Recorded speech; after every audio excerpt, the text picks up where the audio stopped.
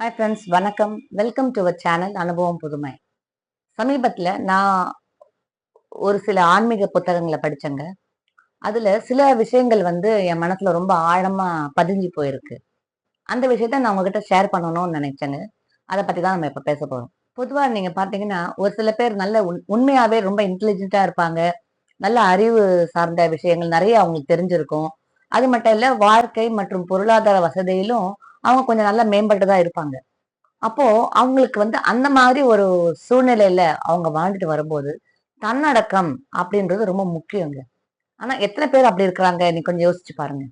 ஒரு சின்னதா தான் வீட்ல மத்தவங்க வீட்ல இல்லாதத, மத்தவங்க வீட்லயோ, வாழ்க்கையிலோ இல்லாத ஒரு விஷயங்கள் நம்ம வீட்ல இருக்கு அப்படின்னாலே, அவங்களையும் மீறி ரொம்ப பெருமிதமா பேசிப்பாங்க.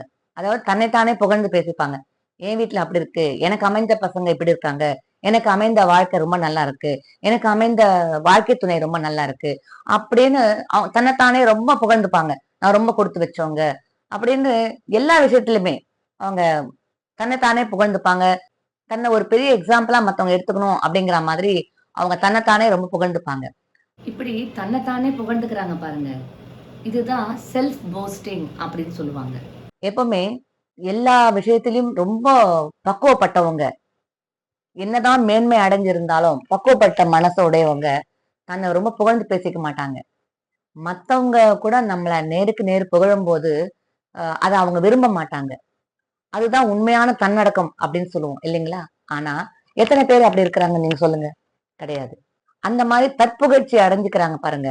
அவங்கள பத்தியும் இன்னும் சிலர் எப்படின்னாக்கா, அதாவது மத்தவங்கள பார்த்து எப்பவுமே புறம் பேசுறது, காசிப்பிங் அப்படி சொல்லுவோம் பாருங்க. அந்த மாதிரி காசிப் பண்ணிட்டே இருப்பாங்க. ஒவ்வொருத்தருடைய வாழ்க்கை தனித்துவமானது இல்லைங்களா?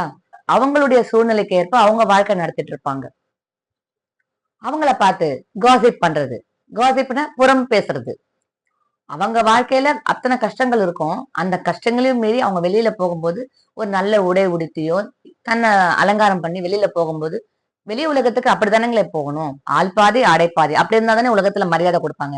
அந்த மாதிரி அவங்க ஒரு விசேஷமா அவங்க உடை உடுத்தியோ கொஞ்சம் நல்ல விதமா அவங்க ட்ரெஸ் பண்ணிட்டு போனோம்னா, அதை பார்த்து இவங்க இவங்க வீட்டுல அத்தனை கஷ்டங்கள் இருந்தாங்களும் வெளியில போகும்போது எவ்வளவு அழகா ட்ரெஸ் பண்ணிட்டு போறாங்க பாரு அப்படின்னு புறம் பேசுறது. அவங்களுடைய சூழ்நிலையில இருந்து நம்ம பார்த்தாதான் அவங்க எப்படிப்பட்ட ஒரு கஷ்டத்தை அனுபவிச்சுட்டு இருக்காங்க அப்படின்றது நமக்கு தெரிய வரும். ஆனா மேலோட்டமா பார்த்து அவங்களுக்கு என்ன, அவங்க பாரு இப்படி போறாங்க பாரு, இவங்க அவங்களுக்கு என்ன ஒரு குறைச்சலும் கிடையாது அப்படின்னு சொல்றது. இல்லைன்னா பாரு வீட்டுல அத்தனை பிரச்சனை இருந்தாலும் எவ்வளவு அலங்காரமா ட்ரெஸ் பண்ணிட்டு போகுது பாரு அப்படின்னு சொல்றது. இதெல்லாம் வேண்டத்தகாதவை. அவங்க மற்றவங்களோட வாழ்க்கையை பற்றி புறம் பேசுறது இதெல்லாம். அங்க உண்மையான நிலைமை என்னன்னு நமக்கு தெரியாம வெளிப்புற வாழ்க்கையை மட்டும் பார்த்து ஒருத்தர் இன்னொருத்தரோட காசிப் பண்றது. இதுதான் புறம் பேசுறது அப்படின்னு சொல்லுவாங்க. இந்த ரெண்டு வகையான மக்களை பத்தி தான் நான் இப்ப பேச போறேன். அதன் அடிப்படையில தான் நான் இப்ப ரெண்டு விஷயங்கள் சொல்ல போறேன். அதாவது நான் படிச்ச ஆன்மீக புத்தகத்துல இதை சார்ந்த ரெண்டு விதமான கருத்துக்கள் நான் படிச்சேன். அதை உங்ககிட்ட நான் ஷேர் பண்றேன். ஃபர்ஸ்ட் நம்ம என்ன சொன்னோம்? தற்புகழ்ச்சி, தன்னைத்தானே ரொம்ப புகழ்ந்து பேசிக்கிறாங்க இல்லைங்களா? அவங்கள பத்தி நம்ம சொல்றோம். அவங்கள பத்தி ஆன்மீகத்துல என்ன சொல்லியிருக்காங்கனாக்கா, ஆன்மீக புத்தகத்துல என்ன சொல்லியிருக்காங்கனாக்கா, எவன் ஒருவன் தன்னைத்தானே புகழ்ந்து பேசிக் கொள்கிறானோ, தன்னைத்தானே தற்புகழ்ச்சியோடு பேசிக் கொண்டிருக்கிறானோ, அவன் தன்னைத்தானே தற்கொலை செய்து கொள்பவனுக்கு சமமானவன் அப்படின்னு சொல்லியிருக்காங்க. பாருங்க, நம்மளை பத்தி நம்மளே ரொம்ப தற்பெருமையா பேசிக்கிட்டா நம்ம எல்லாம் தற்கொலை செய்து கொள்வதற்கு சமமா இருக்கிறோம் அப்படின்னு ஆன்மீக புத்தகத்துல இந்த கருத்து வெளியிட்டு இருக்காங்க. இது கொஞ்சம் யோசிச்சு பார்த்தோம்னா உண்மையாதான் இருக்கும். ஆமா இல்லைங்களா? நம்மளை பத்தி மத்தவங்க தான் நம்மளை புகழ்ந்து பேசணுமே தவிர நம்ம நாமே புகழ்ந்து பேசிக்கிறதுல என்ன அர்த்தம் இருக்கு சொல்லுங்க?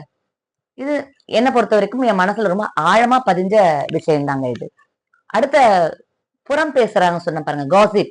அடுத்தவங்களை பத்தி ஒருத்தர் ஒருத்தர் புறம் பேசிக்கிறாங்க இல்லைங்களா? அவங்களுக்கு நான் என்ன சொல்ல வரேன்னா, இன்னொரு ஆன்மீக புத்தகத்துல நான் படிச்சேன். பொதுவா ஜென்ரலா பாத்தீங்கன்னா நம்ம முதுக நம்மளால பார்க்க முடியாது. நம்ம முதுகுல அழுக்கு 1000 இருக்கும். அதை நம்ம குளிக்கும் போது கூட பாருங்க, முழு முதுகை நம்மளால தேய்ச்சி பார்த்து குளிக்க முடியாது. ஆனா அப்படி இருக்கிற ஒரு பட்சத்துல நாம அடுத்தவங்க முதுகுல இருக்கிற அழுக்க பத்தி நம்ம நிறைய பேசுறோம்.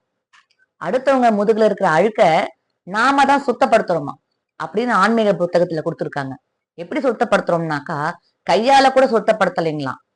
அதாவது அவங்கள பத்தி நம்ம புறம் பேசுறதால நம்ம நாக்கால அவங்க முதுகுல இருக்கிற அழுக்க வந்து நாக்கால நாம சுத்தப்படுத்துறோமா. பாருங்க எவ்வளவு ஒரு கேவலமான தொழில் நம்ம செஞ்சுட்டு இருக்கோம். அதாவது நான் சொல்றது பொதுவா சொல்றேன். மக்கள் வந்து இன்னொருத்தர வாழ்க்கை பத்தி புறம் பேசுறாங்க பாருங்க. இன்னொருத்தர பத்தி குறை கூறிட்டு இருக்காங்க பாருங்க. அவங்க எல்லாம் தான் முதுகுல இருக்கிற அழுக்க தேய்க்க முடியாம அடுத்தவங்களோட முதுகுல இருக்கிற அழுக்க தன் நாக்கால தேய்ச்சு அவங்கள சுத்தப்படுத்துறாங்களாம். இதனால இழிவான வேலை செய்யறது யாருனாக்கா புறம் பேசுறவங்க தான் இழிவான வேலை செய்யறாங்க. இதனால சுத்தம் அடைகிறவங்க யாரு, புனிதம் அடைகிறவங்க யாருனாக்கா யாரை இவங்க இழிவா பேசுறாங்களோ அவங்களுடைய முதுகும் மனமும் சுத்தம் அடையுதாம். அவங்கள நம்ம கிளீன் பண்றோமா. இந்த வேலை நமக்கு தேவையா? முதல்ல நம்ம திருத்திக்குவோங்க. நம்மளையே தற்பெருமையா பேசிக்கிறத தவிர்ப்போம். ஏன்னா அது தற்கொலைக்கு சமமா. அதே போல நம்ம மத்தவங்கள புறம் பேசுறோம் இல்லையா, கேவலமா பேசுறோம் இல்லைங்களா, அவங்க முன்னாடி பேசினாலும் பரவாயில்ல, அவங்க பின்னாடி நம்ம கேவலமா பேசுறோம் இல்லைங்களா, புறம் பேசுறோம் இல்லைங்களா, அவங்க மத்தவங்க முதுகுல இருக்கிற அழுக்க தன் நாக்கால சுத்தப்படுத்துறாங்களாம். இந்த இழிவான செயல் நமக்கு தேவையா? நீங்க கொஞ்சம் யோசிச்சு பாருங்க ஃப்ரெண்ட்ஸ். இது நம்ம தேவையா? சில விஷயங்கள் படிக்கும்போது இதையே நம்ம ஃப்ரெண்ட்ஸ்களோட ஷேர் பண்ணக்கூடாது அப்படின்னு எனக்கு ஒரு எண்ணம் தோன்றுச்சு. அதனாலதான் இந்த பதிவை நான் போட்டேன். ஸோ அதனால நான் என்ன சொல்ல வரேன்னா, கூடுமான வரைக்கும் மற்றவங்களை பற்றி புறம் பேசாம, அதாவது காசிப் பண்ணாம இருக்கலாம். அதே போல நமக்கு இயற்கையாகவே கடவுள் கொடுத்த பரிசாகவே கூட இருக்கட்டும்ங்க. நம்ம உயர்ந்த நிலையில இருந்தாலும் நம்மளை நாமே தற்புகழ்ச்சி பண்ணிக்காம, அதாவது செல்ஃப் போஸ்டிங் பண்ணாம இருக்கிறதுக்கு முயற்சி செய்யலாம். மறுபடியும் இன்னொரு அனுபவத்தின் மூலம் நான் உங்களை சந்திக்கிறேன். நன்றி, வணக்கம்.